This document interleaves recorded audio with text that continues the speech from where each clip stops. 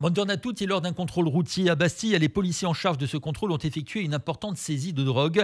L'un des véhicules contrôlés contenait en effet près de 3 kilos de cocaïne et cannabis, ainsi que plusieurs dizaines de munitions, selon le procureur de la République de Bastille, Jean-Philippe Navarre, confirmant les informations de nos confrères de Corse Matin. Les deux occupants du véhicule ont été placés en garde à vue, celle-ci pouvant durer jusqu'à 96 heures, on vous le rappelle. Une enquête pour trafic de produits stupéfiants a été ouverte par le parquet de Bastille et confiée à la police nationale de Bastille. Mercredi soir, le tunnel de Bastille a été fermé une partie de la soirée, ce qui arrive souvent, mais cette fois-ci, il ne s'agissait pas de travaux, mais d'un exercice annuel mené par les pompiers de Bastille sous l'égide de la collectivité de Corse. Ainsi, les pompiers ont procédé à un exercice de désincarcération après le retournement, bien entendu simulé, d'un véhicule dans le tunnel et de médicalisation du faux conducteur. L'intérêt d'un tel exercice est de toujours trouver un moyen d'améliorer les procédures d'intervention, mais aussi plus simplement de rester prêt dans ce cas où un cas de figure arriverait dans le monde réel. On écoute le lieutenant Patrick Lanfranchi des pompiers de Bastille. Alors l'exercice de ce soir a permis de mettre en exergue le travail des sapeurs-pompiers sur un accident de secours routier. Donc la particularité ici, c'est le tunnel de Bastia, donc un lieu confiné qui est assez connu des sapeurs-pompiers puisqu'on y pratique régulièrement des exercices. Mais c'est quand même une particularité sur le secours routier. Donc nous, d'une part, ça nous permet de maintenir et de perfectionner nos acquis, et de deux, de dérouler notre checklist, on va dire, en matière de secours routier, avec tout d'abord la sécurisation du site de l'intervention par rapport au danger du suraccident. Ensuite, cela va permettre de sécuriser le véhicule par rapport au danger qu'il présente et les énergies embarquées. Et ensuite, c'est prendre en charge au niveau secouriste et au niveau médical la victime, en mettant ensuite en place des techniques de désincarcération qui sont en fonction de la place, la position et l'état de la victime, mais aussi de la gravité de l'accident et de l'impact sur le véhicule. Voilà. D'une part, c'est un lieu confiné avec l'impact que ça peut avoir sur la région bastiaise lorsque le site est fermé. On a tous connu ça en tant que Bastiais, donc une congestion de la ville.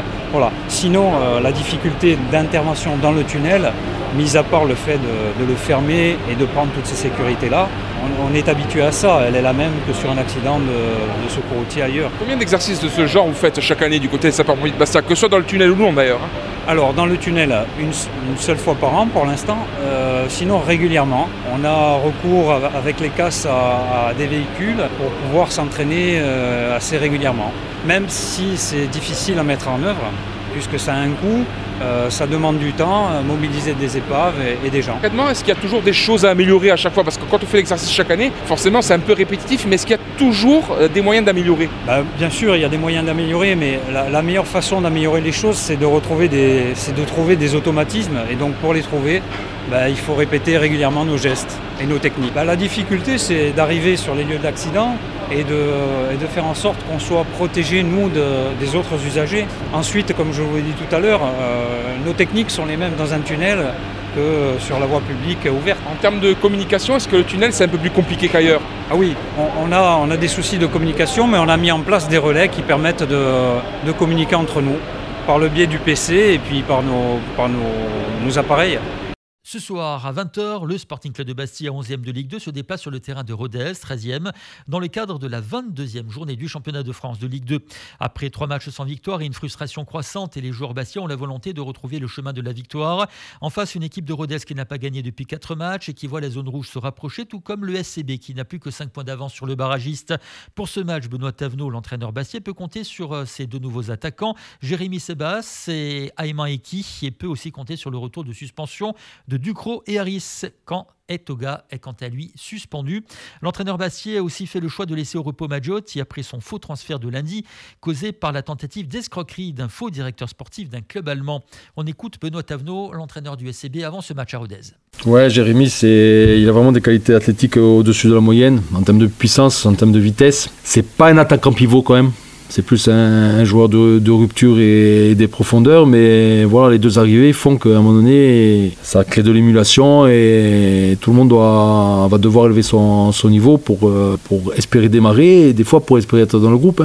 Donc moi je trouve que c'est une très très bonne chose et on retrouve l'équilibre qu'on n'aurait pas dû perdre cet été en perdant Alfarella et Bianchine, parce que normalement on aurait dû être avec ces deux joueurs-là sur la saison, ils étaient prévus. Donc il faut de la concurrence. Là sur les dernières semaines, vous voyez que Félix était blessé. Sur des joueurs de côté, on était vraiment en galère sur les changements. Donc on avait des solutions dans l'axe avec Max Blé qui peut dépanner sur le côté aussi et Boumaoui, mais sur le côté on n'avait plus personne. Donc maintenant l'arrivée de Jérémy, ça nous permet de faire rebasculer Cissé sur un côté et Ayman Aiki sera en concurrence avec nos excentrés et puis ça fera beaucoup de bien à tout le monde. Il reste 13 matchs, c'est un long sprint, à nous de bien le démarrer demain. Oui, bien sûr, non, il faut prendre les points qui nous manquent rapidement, c'est une évidence. Et une fois qu'on les aura pris, on réfléchira au reste. Voilà, donc à nous déjà d'arrêter la série de défaites à l'extérieur, parce qu'on est parti à Amiens, on a perdu, on est parti à Grenoble, on a perdu, alors qu'on faisait des résultats sur les 6 premiers mois. Donc c'est l'objectif.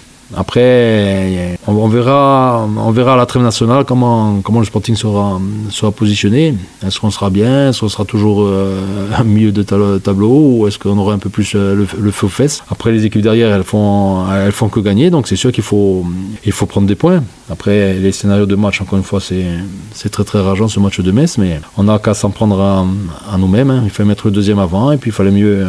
On s'est désorganisé sur 2 minutes 30 à la fin, ben on a été punis.